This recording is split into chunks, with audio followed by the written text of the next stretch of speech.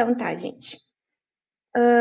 Como o pessoal já me apresentou, então, vou falar de novo, então.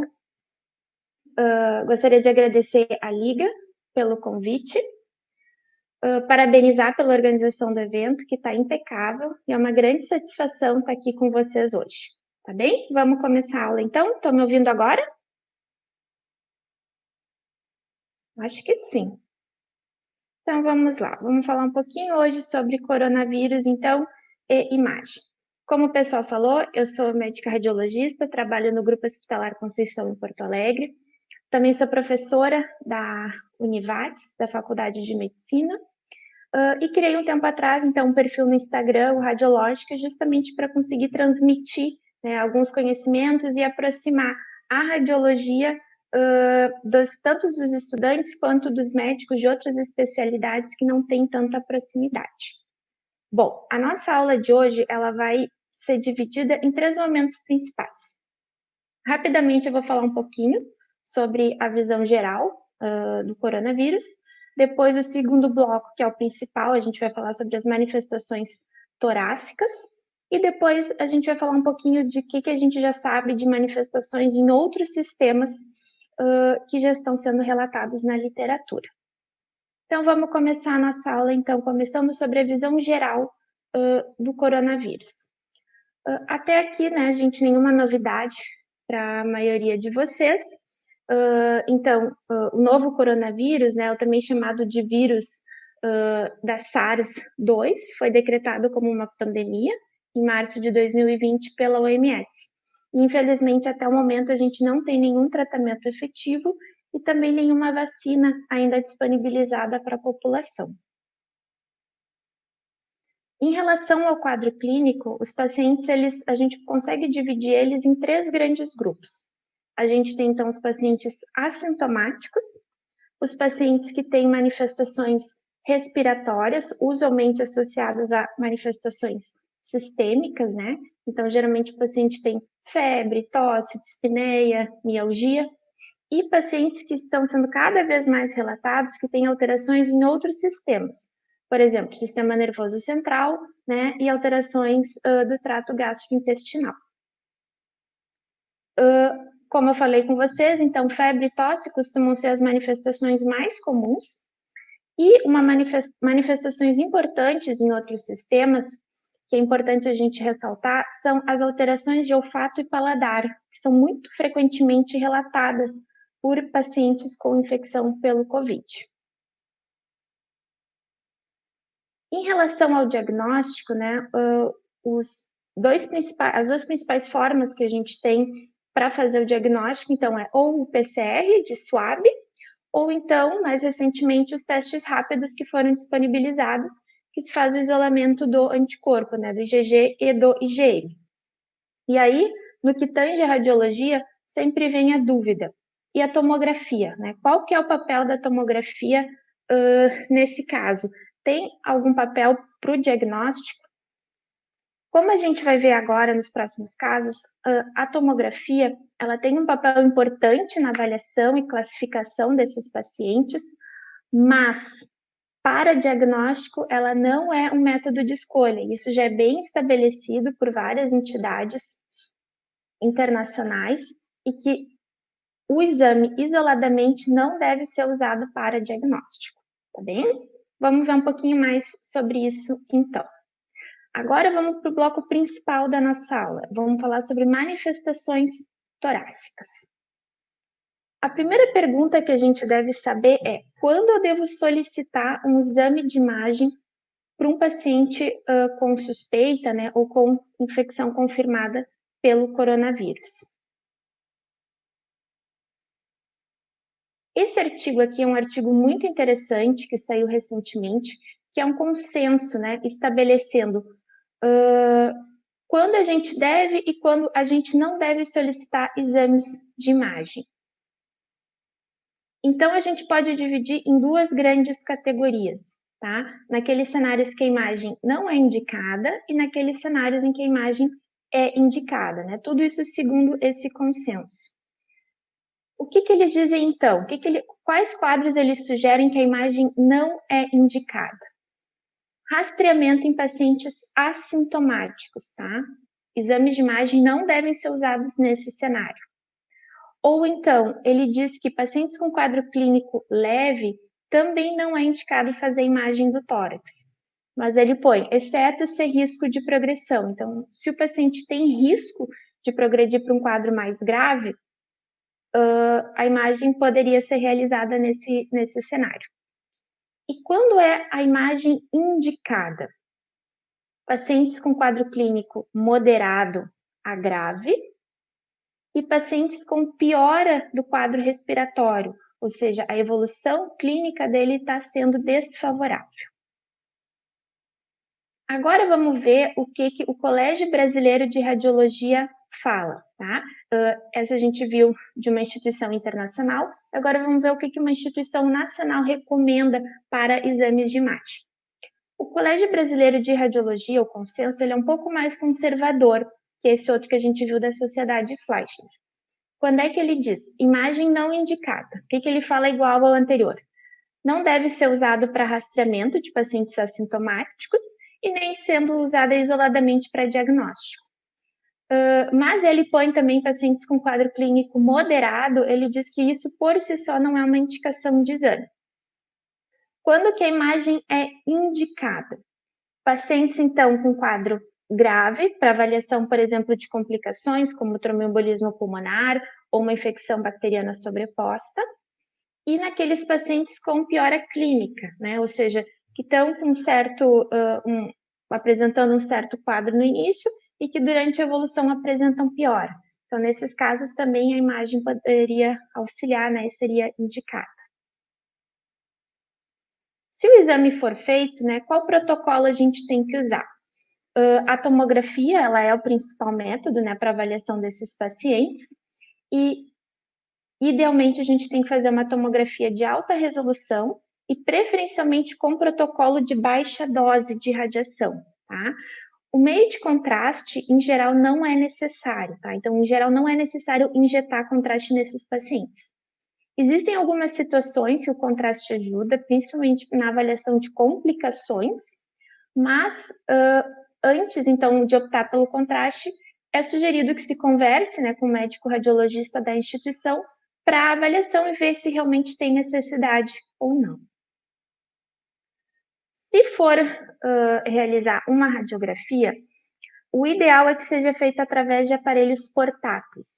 Por quê, gente? Porque assim o aparelho portátil, o aparelho vai até o paciente. Então, isso evita que o paciente fique circulando, né, dentro do hospital, isso diminui o risco de contaminação dos profissionais de saúde, e além disso, o aparelho portátil é mais fácil de ser higienizado após o uso do que um aparelho fixo, né? Então, por todos esses motivos, e isso é consenso, que se a gente for fazer radiografia, idealmente a gente tem que optar pelo uso do aparelho de raio-x portátil. E agora vamos ver como é que é a imagem nesses pacientes, né? A gente sabe então agora quando pedir e como é que vai ser a imagem, o que a gente espera enxergar nos exames. Bom, a gente tem 4 principais achados descritos, achados pulmonares descritos nesses pacientes. Vidro fosco, que com certeza vocês já ouviram falar, é um achado que está sendo bem comentado ultimamente.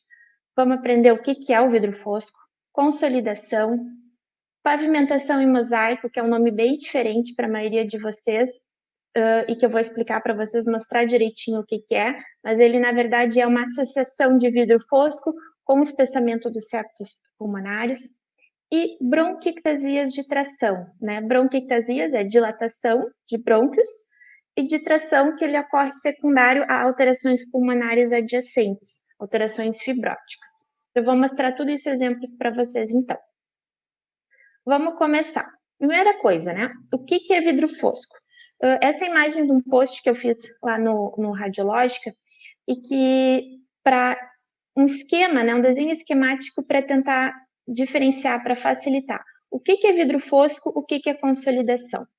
A consolidação, né, como a gente sabe, é a ocupação do espaço aéreo por um material anômalo, E dentro da consolidação, a gente não consegue individualizar os vasos pulmonares, tá? O vidro fosco, ao contrário, ele também ocorre uma opacificação do parênquima pulmonar, porém ela é mais suave, digamos assim, ela não é tão branca. Então, nesse cenário, a gente consegue ainda identificar os vasos no interior. Então, é isso que a gente usa na imagem, né, principalmente na tomografia, para discriminar o que é vidro fosco, o que é consolidação. Bom, exemplos, então, clássicos de vidro fosco, tá? Primeiro, vamos olhar os vasos pulmonares. Todos esses risquinhos brancos, ali eu apontei alguns com as setas, são vasos intrapulmonares e que são normais de a gente ver no exame, tá? Quanto mais próximo do mediastino, mais calibroso, quanto mais afastado, mais em direção à pleura, mais finos eles são. Agora vamos olhar ali para os retângulos marcados em roxo. Vocês percebem, então, que aquelas áreas, o parênquima pulmonar, ele está mais branco do que o parênquima adjacente, mas se vocês olharem com cuidado, dentro dessas áreas alteradas, a gente consegue ver pequenos vasos. Então, essas áreas a gente não chama de consolidação, a gente se refere como opacidade, né? Ou então atenuação, é um termo bastante utilizado, em vidro fosco. Tá? Agora vamos ver como é que é uma consolidação. Nesse outro caso aqui, o paciente ele tem consolidações bilaterais supleurais, certo? Ali onde está apontando as setas. Reparem que nestas áreas elas são muito brancas e a gente não consegue ver vasos no interior. Só para vocês compararem, esse paciente tem uma área de vidro fosco e se vocês olharem com atenção, vocês vão ver que dentro dessa área de vidro fosco a gente ainda enxerga umas linhazinhas brancas, que são os vasos pulmonares, diferentemente da área de consolidação, que os vasos estão completamente apagados. Tá bem, gente? Então, vasos é a imagem-chave que a gente usa para diferenciar vidro fosco de consolidação. Vamos seguir. Pavimentação em mosaico, né? Um nome diferente para a maioria. O que é isso, gente? Pavimentação em mosaico é uma associação de duas lesões, tá? A gente tem vidro fosco, tá? A gente vê várias áreas aqui nessa imagem que o parênquima pulmonar ele está mais branco do que o esperado. E, junto a isso, a gente tem espessamento dos septos, tá? A gente tem vários riscos brancos, várias linhas bem definidas dividindo os lóbulos pulmonares. O nome pavimentação em mosaico é justamente porque o aspecto do pulmão se assemelha a um mosaico, né? Quando são pequenas peças colocadas uma do lado da outra, e esse é o aspecto que fica. Tá? Então, por isso é o nome. Então, pavimentação em mosaico é a associação de vidro fosco com espessamento dos septos pulmonares, tá bem? Se vocês olharem, parece realmente está tudo desenhadinho perfeitinho. E isso é por causa do espessamento dos septos associado ao vidro fosco. E por fim, a última lesão que a gente vai falar aqui é a bronquiectasia de tração. Esses pacientes, né, no decorrer, né, na evolução do quadro, eles podem fazer algumas alterações cicatriciais.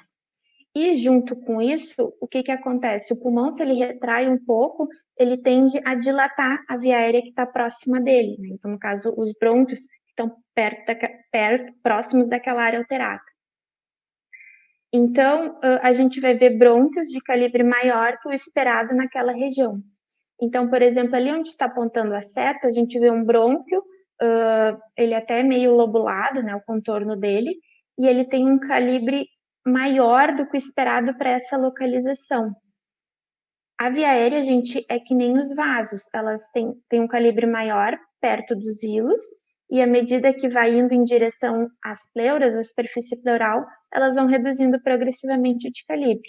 Então, nessa região ali, onde a seta está apontando, a gente já não espera ver um brônquio com um calibre desses, ainda mais associado ao fato de que ele está com contorno lobulado. Então, isso seria um exemplo, então, de uma bronquiectasia de tração. que a gente vê geralmente em fases mais tardias, né, na evolução desses pacientes. Então, resumo dos achados, né, dos principais achados que a gente tem descrito na literatura nos pacientes com infecção pelo novo coronavírus. Vidro fosco, consolidação, pavimentação em mosaico e bronquiectasias de tração. Certo, gente? Então, vamos continuar. A gente já sabe, então, as indicações de exame, a gente sabe quais os achados procurar, e agora a gente vai ver qual é a evolução desses achados. O que a gente espera, né, na linha do tempo desses pacientes, como é que a gente espera que esses achados se comportem? A gente pode dividir em 3 fases principais a evolução: a fase inicial, intermediária e tardia. O período, gente, exatamente entre essas fases varia conforme a referência da literatura, tá? Eu estou pegando aqui como referência um documento do Colégio Brasileiro de Radiologia que divide nessas 3 fases principais. Mas isso, conforme o local que vocês forem ler, vai variar um pouco. Mas em termos gerais é tudo muito semelhante, tá? Então, na fase inicial, o que a gente espera? Os primeiros 2 dias, quase metade dos pacientes não vão ter alteração na imagem, tá? Aqueles que têm alteração, já pode aparecer um pouco de vidro fosco, já pode aparecer um pouco de consolidação, e já começa a ter o aspecto característico dessas alterações, o aspecto característico de distribuição dessas lesões, que na maioria das vezes são lesões bilaterais e com distribuição periférica dentro do parênquima pulmonar. Quando o paciente evolui, então, na fase intermediária, o que a gente observa? A gente observa a progressão das lesões, né? Então, as lesões pioram, elas aumentam de volume, assim como surgem outras lesões. Nesse período, o que a gente vai ter? Em grande parte dos casos, a gente já vai ter a presença de consolidações, né, bilaterais e periféricas, e observem que a taxa de exames normais diminui bastante. Nessa fase, menos de 10% dos pacientes vão ter exame normal. E nessa fase já pode aparecer algumas opacidades reticulares, né, que são essas opacidades relacionadas à organização dos achados, à reabsorção dos achados, e isso já começa a aparecer nessa fase. Fase tardia, então. Nessa fase, geralmente, nesse período de 6 a 12 dias, é quando o paciente está no ápice, né, da lesão pulmonar. Então, a grande maioria dos pacientes vão ter consolidações bilaterais, periféricas. Essas opacidades reticulares, né, relacionadas à organização desses achados, são mais evidentes. E o exame normal, a gente espera em muito pouco, uma porcentagem muito pequena desses pacientes, né? Em média, menos de 5% deles vão ter alterações. Uma coisa importante de destacar, pessoal, é que o tempo de recuperação, ou seja, de regressão dos achados, pode levar várias semanas, tá? Então, assim, isso, várias referências falam que a indicação de alta hospitalar, por exemplo, não deve ser atrelada à imagem, e sim à melhora clínica, porque a regressão dos achados, ela pode demorar várias semanas até acontecer, tá? Vamos ver aqui um exemplo, então, de uma evolução de um paciente. Então, aqui no primeiro dia, né, o que a gente via? A gente via opacidades em vidro fosco, bilaterais, né, nesse caso aqui maiores no pulmão direito, que está à esquerda da tela de vocês. Vejam que é vidro fosco, porque a gente consegue ver vasos, né, bem nitidamente no interior deles. Agora o paciente no dia 5, agora ele está na fase intermediária, naquela fase que a gente espera que as lesões estejam progredindo. O que era vidro fosco virou consolidação, né? Percebam como agora já é bem mais branco, a gente não enxerga mais os vasos no interior, né? E as lesões aumentaram um pouco de volume. Vamos seguir. Dia 11, tá? Agora ele está na fase tardia. Não teve, nesse caso, tanta diferença assim entre o quinto dia, entre a fase intermediária. Os achados se mantiveram mais ou menos estáveis, ainda com o padrão de consolidação. Dia 15, tá? Agora sim, agora as alterações elas estão regredindo, né? À esquerda, principalmente, a gente tem bem pouquinho de alteração ainda residual, e à direita, que era onde a gente tinha mais lesão, essa consolidação já está regredindo. Agora a gente já tem esse aspecto mais organizado, mais heterogêneo, que, que em parte é decorrente dessas opacidades reticulares, retilíneas que vão aparecendo junto. Então, nessa fase, o paciente já está em melhora, né? Nesse caso, já estava em melhora, e já a consolidação sendo reabsorvida. Bom, então aqui a gente vendo o cenário geral, né? Primeiro dia, fase inicial, fase intermediária, fase tardia, e depois já um período além da fase tardia, né? Quando os achados já estão em fase de reabsorção. Então, é isso aí, pessoal. Vidro fosco ali na fase inicial, no quinto dia progrediu para consolidação, no dia 11 a consolidação persiste, em alguns casos, ainda nesse período a gente ainda vê progressão dos achados, né? E depois a regressão é muito lenta, tá? Ela pode demorar várias semanas, o paciente já pode estar bem melhor clinicamente, mas ainda os achados vão demorar até desaparecerem completamente. Bom, como a gente já falou, todos esses achados, né, que eu descrevi para vocês, consolidação, vidro fosco, bronquiectasia de tração, eles não são exclusivos do coronavírus, eles ocorrem em diversas outras entidades, tá? Então, quando a gente vê algum exame, o que a equipe geralmente assistente quer saber? Se pode ou se não pode ser coronavírus, né? Muitas vezes a gente não tem ainda o resultado dos exames laboratoriais e a imagem já é usada meio que como uma triagem, né, para ver o risco ou não desses pacientes. Embora a gente lembrando que a tomografia isoladamente não deve fazer diagnóstico, tá? Esse aqui foi um outro artigo muito interessante que saiu, que é um consenso, né, de relatório, né, de sugestões de relatório e de classificação dos achados. E esse consenso, ele foi endossado, né, por várias entidades internacionais que realmente concordaram e que isso é um bom modelo para a gente usar no nosso dia a dia.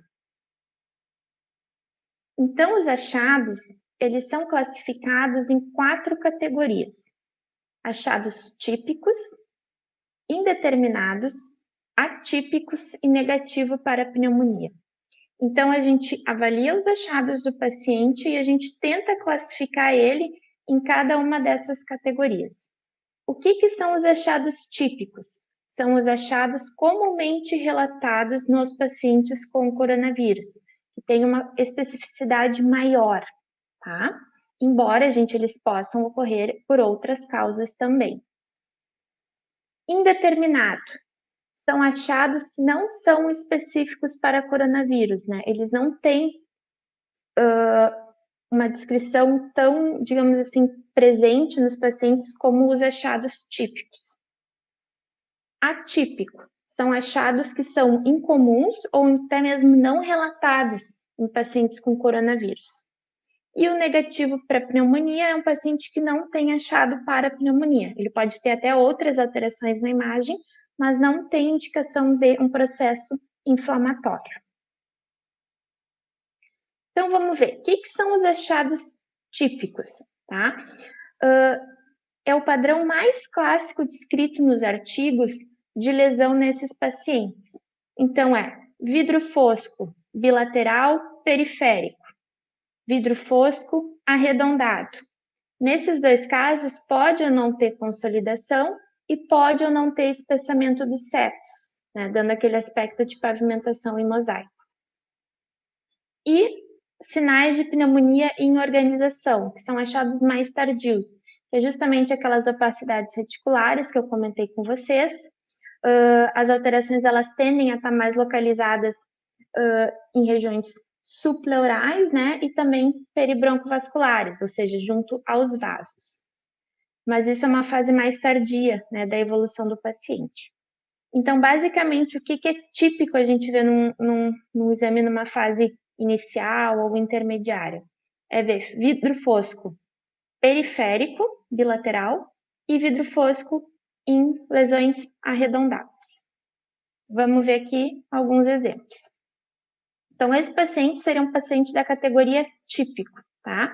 Ele tem uma lesão arredondada à esquerda e tem uma lesão bem demonstrada periférica à direita. Claro, tem outras lesões também, mas nessa imagem essas duas ficam bem demonstradas. Então, vidro fosco, por quê? Porque a gente está vendo os vasos no interior. De morfologia arredondada e um outro ali com distribuição periférica subpleural. Então, esse é um paciente típico. De novo, gente, isso não quer dizer que seja coronavírus, mas esses achados são muito descritos nos pacientes com infecção pelo novo coronavírus. Mais um outro exemplo de um caso típico. Aqui o paciente já não está mais na fase do vidro fosco, ele já tem consolidações. Reparem que onde tem lesão, a gente não enxerga vaso. E essas consolidações, elas têm formato arredondado. Ali eu marquei duas mais evidentes para vocês. Então, é consolidação porque a gente não vê vasos e formato arredondado. Bilaterais, típico, certo? Vamos para a fase, então, seguinte. Desculpa, para a próxima categoria. Indeterminado. São achados não específicos para pacientes com coronavírus. Então, o que se encaixa nessa categoria? O paciente, obviamente, não tem achados típicos, tá? E como é que são as lesões nesse caso? Elas também são vidro fosco ou consolidação, mas elas têm uma distribuição principalmente perihilar, ou então são manifestações unilaterais. Então, não são achados tão clássicos descritos nesses pacientes, por isso eles se encaixam nessa categoria. Ou então, uma outra lesão em vidro fosco, esparsa, mas que não tem esse formato arredondado ou não tem essa distribuição predominantemente periférica. Vamos ver aqui um exemplo, então. Esse paciente, ele tem bastante lesão, ele tem bastante vidro fosco, né? A gente vê os vasos no interior das lesões, mas ele não tem uma distribuição predominantemente periférica. Esse paciente tem um padrão de distribuição que a gente chama principalmente peribroncovascular. Vejam que as lesões elas estão situadas principalmente junto aos vasos e à via aérea. Então, pode ser coronavírus? Pode, tanto que esse caso foi um caso confirmado. Mas não é o aspecto mais clássico descrito nesses pacientes. Por isso que esse paciente estaria na categoria indeterminado. Agora, os achados atípicos, tá? Os achados atípicos são aqueles que, quando presentes, a gente tem que pensar num diagnóstico diferencial, né? São achados ou muito raros ou que ainda nem foram descritos em pacientes com novo coronavírus. Então, o paciente não tem nem achado típico, nem achado indeterminado e exemplos, né, de achados atípicos. Tem uma consolidação lobar ou de um segmento pulmonar isolada, né? Falando, por exemplo, mais a favor até de uma infecção bacteriana. O paciente tem nódulos centrolobulares ou árvore em brotamento. Vou mostrar para vocês já um exemplo. Cavidade, derrame pleural, né? Tudo isso não são achados típicos. Então, quando a gente vê essas alterações, a gente tem que pensar num diagnóstico diferencial.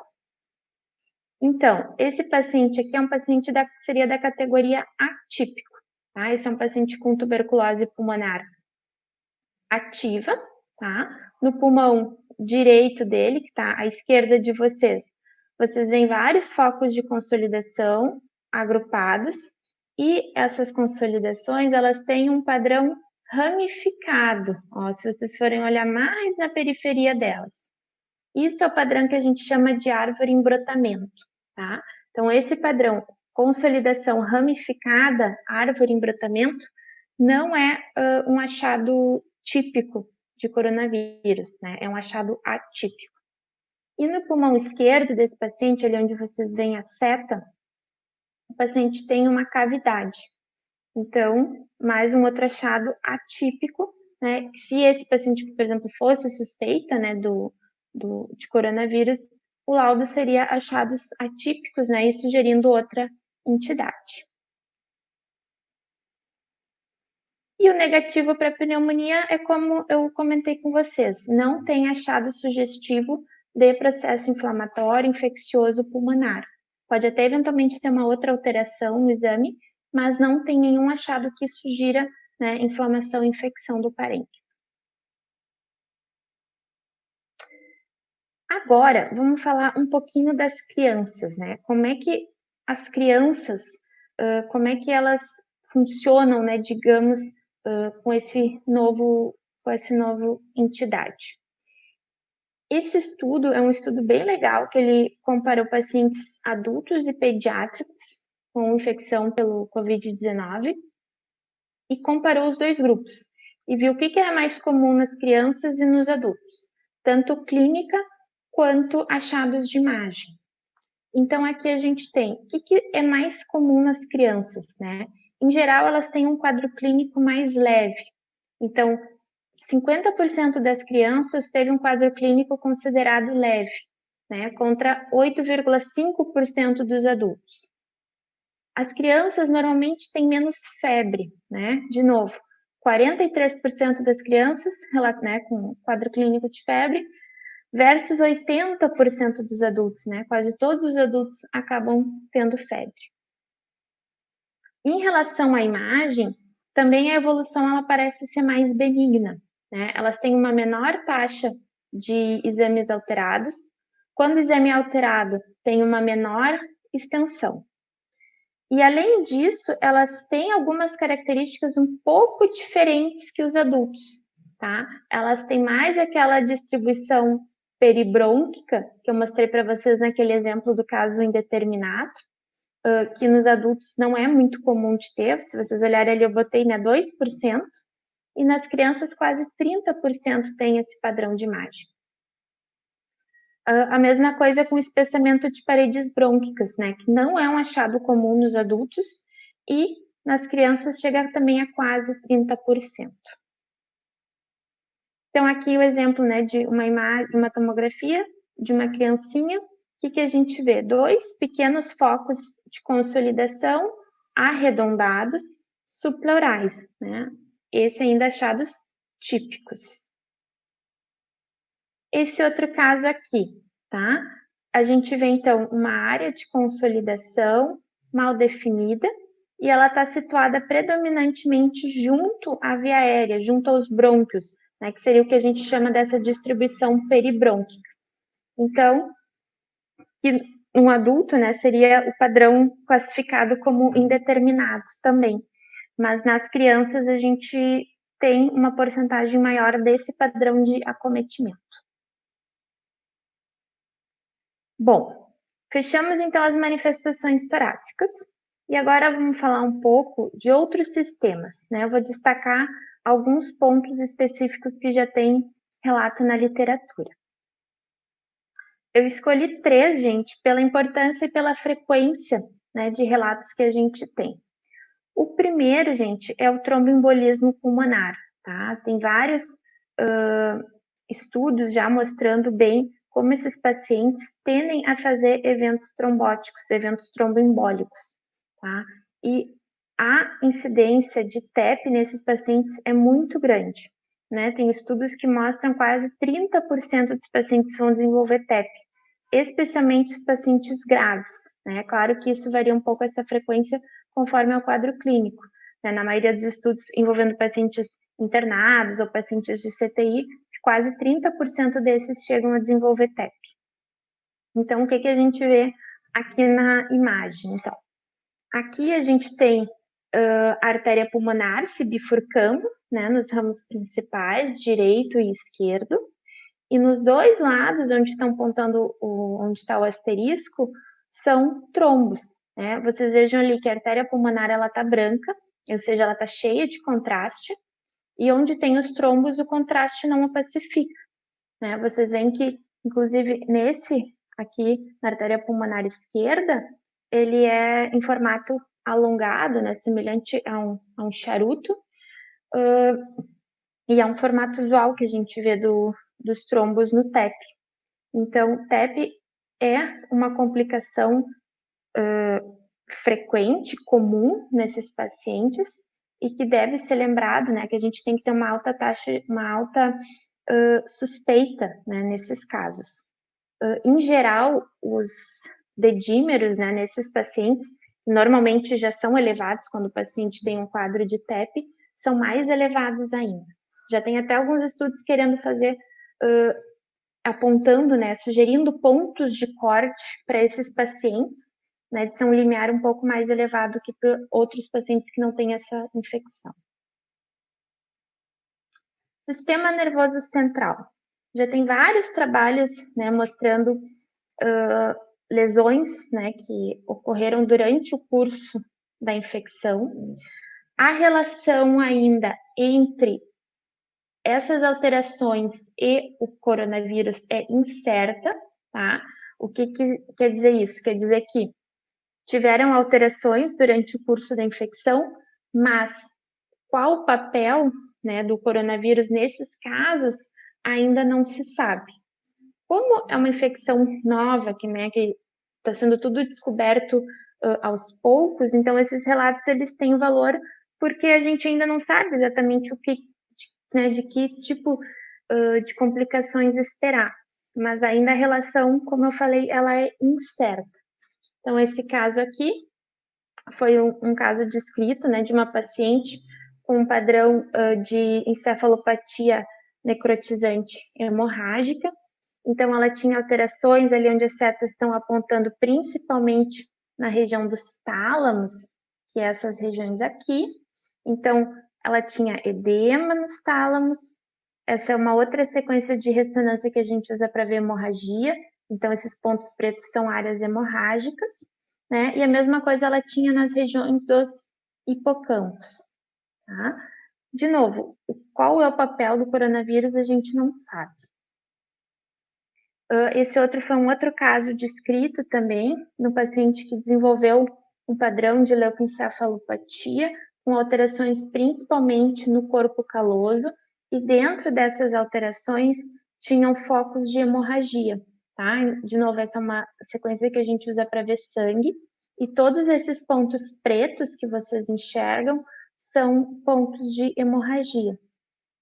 Além disso, então, ele tinha esse padrão de leucoencefalopatia, né, com alteração da substância branca.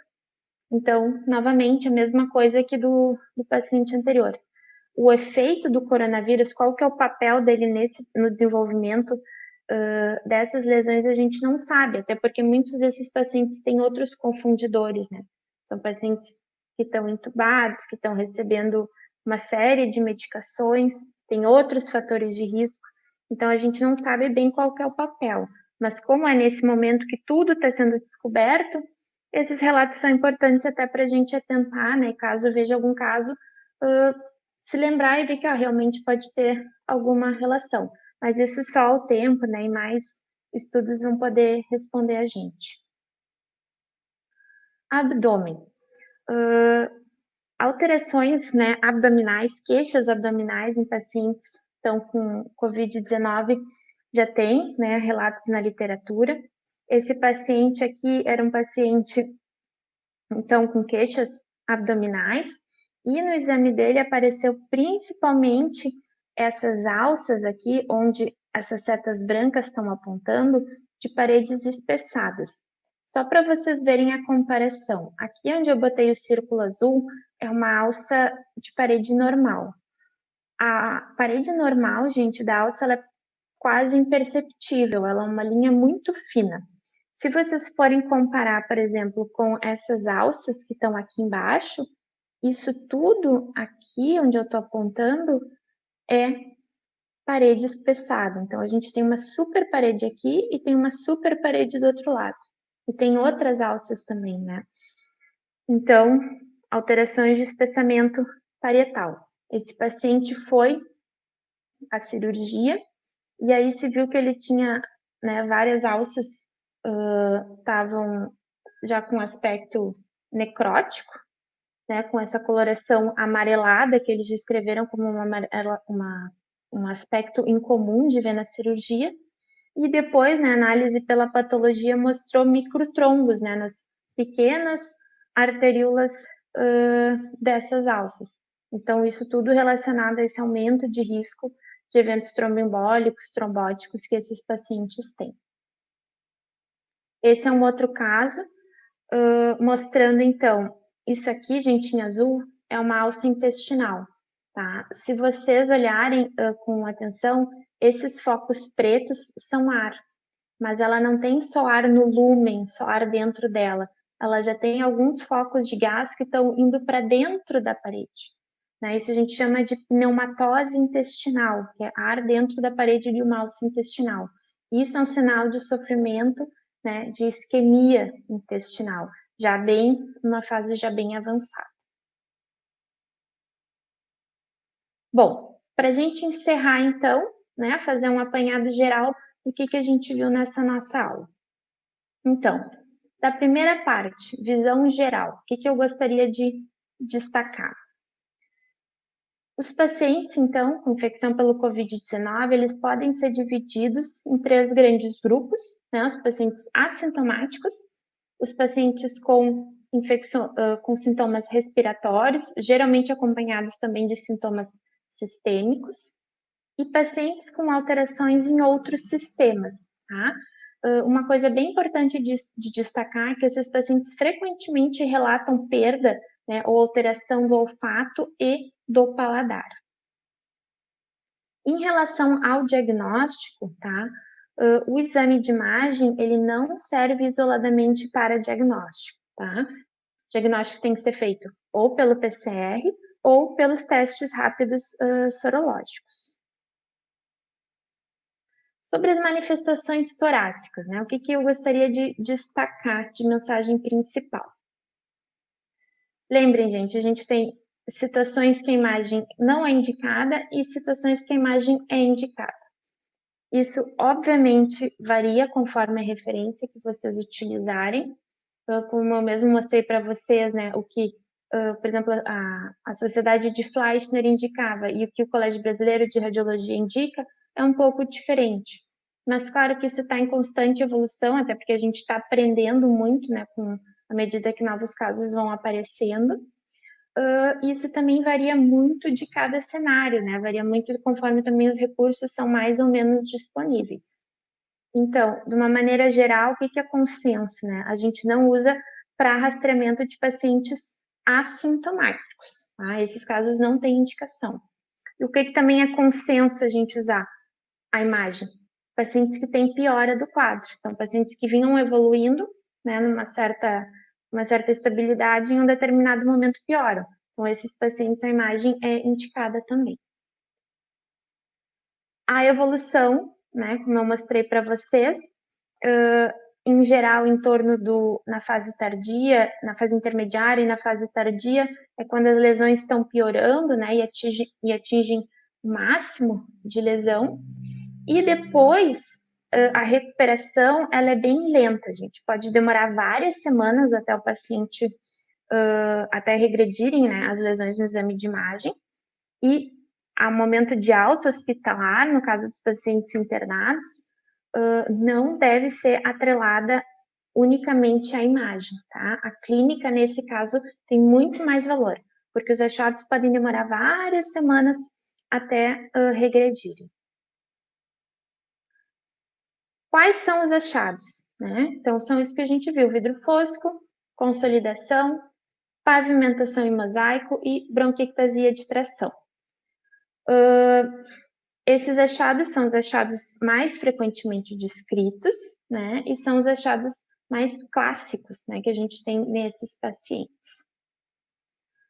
Quando a gente está laudando, né, um exame, o ideal é que a gente diga se aquele caso, aquela suspeita é um exame típico, né, que é clássico para o novo coronavírus, é indeterminado, atípico, ou então se é negativo, né, se não tem nenhum achado relacionado à pneumonia. E só para destacar, pessoal, os achados típicos, tá? Eles não são, isso não é igual específico, tá? Não quer dizer que seja coronavírus. Outras entidades também dão essas alterações, mas o que quer dizer que esse é o padrão mais comumente descrito nos pacientes com coronavírus, tá? Mas, de novo, o diagnóstico vai ser ou PCR ou teste rápido. E outros sistemas, tá? O que gostaria de destacar? Eventos tromboembólicos, eventos trombóticos, tá? Esses pacientes têm um risco maior desse tipo de alteração, tá? Então, no caso do pulmão, a gente tem que lembrar sempre em TEP, tá? Inclusive, quando esses pacientes têm uma piora, né, da sua evolução, TEP é um diagnóstico diferencial que a gente tem que considerar, de repente ele esteja evoluindo com uma complicação nesse sentido. Sistema nervoso central, como eu falei com vocês, né, tem bastante relatos já de eventos e alterações que são detectadas nesses pacientes, mas ainda a gente não sabe qual é a relação específica do coronavírus com essas alterações. Até porque, em muitos casos, os pacientes têm outros fatores de risco confundidores. Então, isso, assim, só com o tempo mesmo que a gente vai saber o que é o quê. E, claro, cada vez mais a gente tem alterações em outras áreas, né? Por exemplo, já tem descrito alterações também cutâneas, né? Alterações, como eu mesmo destaquei, abdominais, e com o tempo a gente vai conhecendo cada vez mais.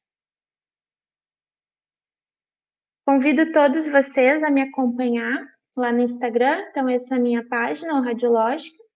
Eu procuro fazer uma página bem interativa, né? Posto quizzes, geralmente uma ou duas vezes por semana, interativos. Depois faço os comentários e, com base nisso, eu faço os posts também. Então, é bem legal. O retorno que eu estou recebendo do pessoal que acompanha é muito, muito, muito legal mesmo. E muito obrigada, gente, pela atenção de vocês. Esses são os meus contatos, tá? No e-mail e no Instagram. E fico à disposição de vocês, tá bem? Um beijão para todos. Professora, podemos abrir para perguntas? Claro, podem abrir sim. Então, a senhora pode parar de compartilhar a tela aqui e daí vamos ver uma pergunta então. A pergunta é: os pacientes assintomáticos também apresentam alteração pulmonar ou são apenas sintomáticos que as apresentam? Tem casos de pacientes assintomáticos com alteração, né? Mas isso a gente não sabe exatamente a frequência, até porque nesses pacientes, em geral, a gente não faz imagem. Certo, então. Vamos ver outra pergunta. As consolidações são mais graves que o padrão em vidro fosco? Não necessariamente. Em geral, elas ocorrem concomitantemente ou na progressão, né? Mas, assim, não necessariamente um paciente com consolidação vai estar mais grave que um com vidro fosco. O mais comum, gente, é vocês imaginarem que o vidro fosco e a consolidação são um contínuo, assim. Então, o mais comum da gente ver não é isolado, são as duas formas juntas. São dois padrões de lesão diferentes, radiologicamente, como a gente descreve, como a gente avalia, mas o mais comum é a gente ter as duas juntas. Uma pergunta: o que causaria o vidro fosco? Isso é uma pergunta bem complexa. O vidro fosco, ele pode ser causado por alterações em vários compartimentos, né? A consolidação é uma alteração no espaço alveolar.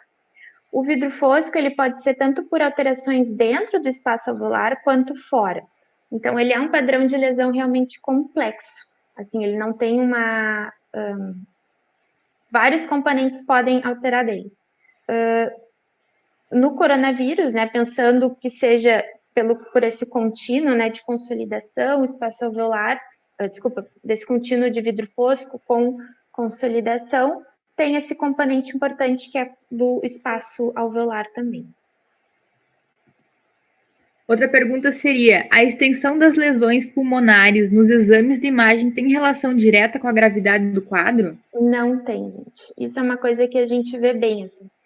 Tem a tendência do exame piorar durante a evolução, né? Mas a gente vê pacientes, às vezes, com uma super carga de lesão e que estão super bem. E, às vezes, pacientes que têm uma carga menor de lesão e estão clinicamente pior. Então, não tem uma relação bem direta. Porque as crianças geralmente têm uma evolução benigna, o paciente na fase tardia está na UTI? Bom, das crianças, exatamente porque isso ainda está sendo. Se acredita que seja até alguma coisa relacionada com imunidade, que ainda nas crianças está em desenvolvimento, né? Já que o coronavírus ele tem a resposta inflamatória, né, do hospedeiro, da pessoa que está sendo infectada, ela é bem importante. Mas exatamente porque das crianças a gente ainda não sabe. E o que era a segunda parte? Deixa eu achar a pergunta aqui de novo. O paciente na fase tardia está na UTI? Não necessariamente. A fase tardia é só a classificação do que a gente espera na evolução da imagem, né? Mas assim, se ele está internado, se ele está em casa, isso vai depender da clínica, né? Um conceito importante de a gente ter é que a imagem, ela é, digamos assim, acessório, ela é um auxiliar, né? A clínica que vai determinar, por exemplo, se o paciente fica internado ou vai para casa, ou se é um paciente que precisa, por exemplo, de uma internação em unidade de CTI. Mais uma pergunta, então. Essas alterações nos pulmões, alças, etc., persistem após a melhora dos sintomas? Bom, as alterações pulmonares, a tendência, sim, que elas regridem. Alguns pacientes que desenvolvem alterações fibróticas, cicatriciais, podem ficar com alguma sequela, com alguma cicatriz, e isso vai ser visto ainda depois. As alterações nas alças, por exemplo, que eu comentei com vocês, eram pacientes que tinham isquemia intestinal, né? Onde já está numa fase, onde a alça já está necrótica, não tem mais o que fazer, tanto que são casos que foram à cirurgia e que as alças alteradas, elas foram ressecadas. Professora, então, uma última pergunta. As demais perguntas que o pessoal está fazendo, a gente pede para mandar pelo nosso e-mail, que a gente pode ver com a professora se tem como responder depois. Mas como a gente está acabando o tempo, então, para mais uma pergunta, então. Com a evolução do paciente, permanece com as sequelas pulmonares? É isso que eu comentei. Assim, tem pacientes que não desenvolvem nenhuma alteração cicatricial, nenhuma alteração fibrótica, e o parênquima depois fica limpo. Mas tem pacientes que podem desenvolver alguma pequena cicatriz, né, ou em algumas áreas, que pode ficar depois como uma cicatriz do processo inflamatório infeccioso que ocorreu naquele local. Ok, então, obrigada, professora. Vou passar a palavra para minha colega.